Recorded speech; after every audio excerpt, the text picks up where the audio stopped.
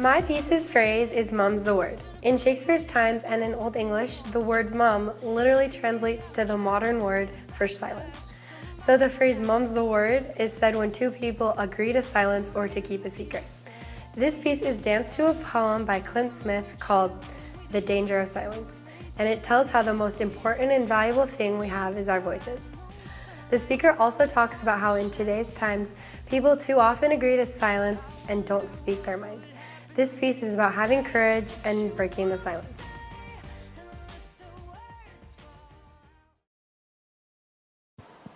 Silence is fear. Dr. Martin Luther King Jr. states, "In the end, we will remember not the words of our enemies, but the silence of our friends."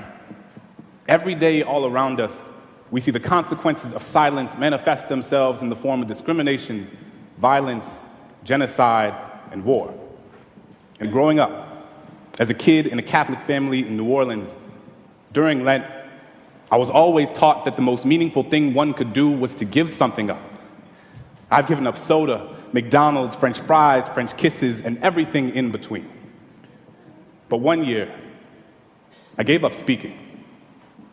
Figured the most valuable thing I could sacrifice was my own voice, but it was like I hadn't realized that I had given that up a long time ago. I had spent so much of my life telling people the things they wanted to hear instead of the things they needed to. So sometimes, I just wouldn't say anything.